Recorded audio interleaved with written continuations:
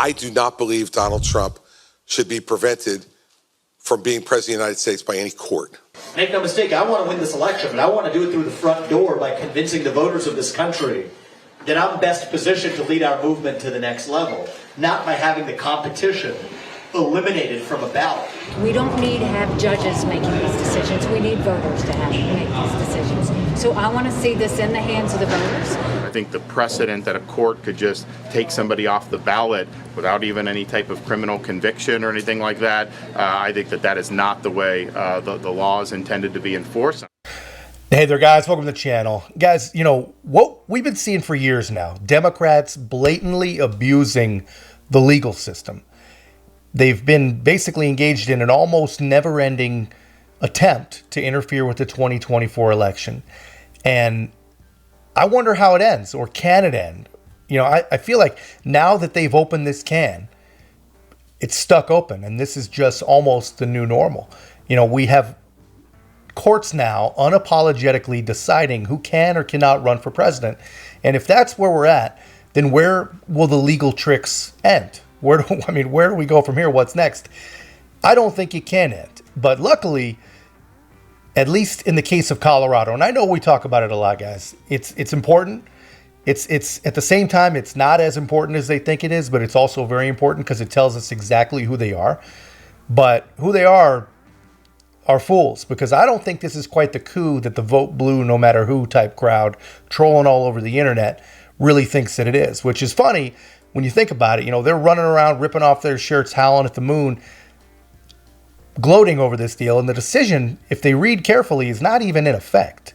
The decision is on hold, an automatic hold due to an automatic appeal. And whenever the appeal wraps up, of course, this is going to backfire. It's already backfiring. Even Democrats, especially Democrats, the one intellectually honest enough to actually know what's going on or see what's going on, they see this for what it is, which is complete and total election interference. They see this, it's a panel of Democrat judges, judged a Republican former president and presidential candidate based on charges he was already acquitted of during a sham impeachment when they tried to get him the second time.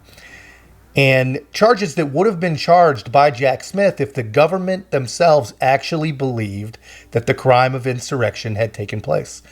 This is just plain and simple a political maneuver by a group of people who honestly should be the farthest removed from politics among us, these Supreme Court justices. At the same time that they're pretending that they're guided by the law, they're pretending that they're upholding the law. The same law that 10 or 11 other states have looked at and already said wasn't violated. Well, Vivek Ramaswamy, I think he says it better than I probably ever could. They have just tried to bar President Trump from the Colorado ballot using an unconstitutional maneuver that is a bastardization of the 14th Amendment to our U.S. Constitution. This was a provision, Section 3, that was designed to bar Confederate members, people who switched to the Confederacy, from actually being able to serve. That's very different than what's at issue here, to say the least. This is a hollowed out husk of what the country was built on.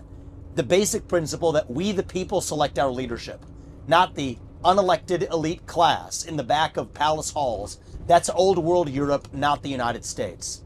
That's why I'm making a pledge today that I will withdraw, I pledge to withdraw from the Colorado GOP primary ballot unless and until Trump's name is restored. And I demand that Ron DeSantis and Chris Christie and Nikki Haley do the same thing, or else these Republicans are simply complicit in this unconstitutional attack on the way we conduct our constitutional republic. I refuse to be complicit in that. I think what they're doing is wrong, and I think it's up to Republicans to step up and stand up with a spine for our country's future. That's really what's at stake, whether we, the people, actually have a say in deciding who leads this country. Yeah, really, really, really well said. And that's a hell of a challenge to the other candidates. And guys, keep in mind, this will not work. Keep the faith. This will not work.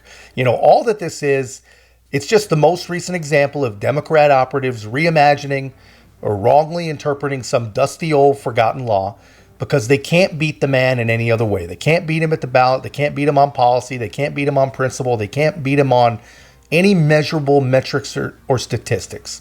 So they got to find a way to beat him. And this is just, honestly, their most recent example of destroy democracy to save democracy. Liberal logic at its absolute pinnacle. And the media and Democrats have told us for 3 years now that our democracy is under attack. Well, yeah, they're right.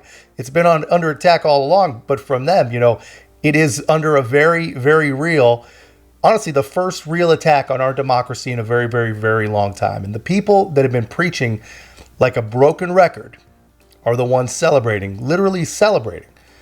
These people only care about democracy when they can ensure a win. They only care about justice when they can use it as a weapon, and they have never, ever cared about the voter. They do not care. They care about power. And speaking of power, this is the one shining light in any of this, I think.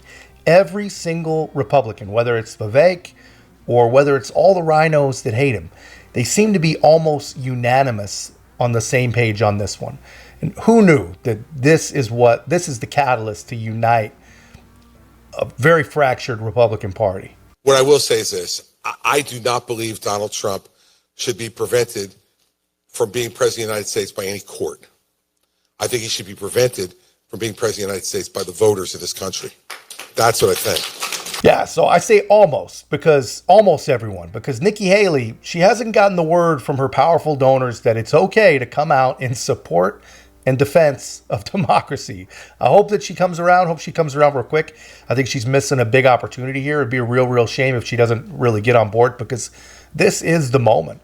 If ever there was a moment for any party to unite, this is it. And I like Vivek's approach. He said that, he's withdrawing from the Colorado primary, and he urged other candidates to do the same, which caused a really, really cool thing to happen. One of the cooler things I've seen a Republican Party do in a long time. The Republican Party of Colorado came out with a statement saying that he's not going to have to withdraw because they are going to totally scuttle and dismantle the entire primary and just go to a caucus type vote if this decision stands. That is very, very interesting stuff. Pretty amazing, really, when you think about how Republicans generally behave. They usually tuck their tail and run.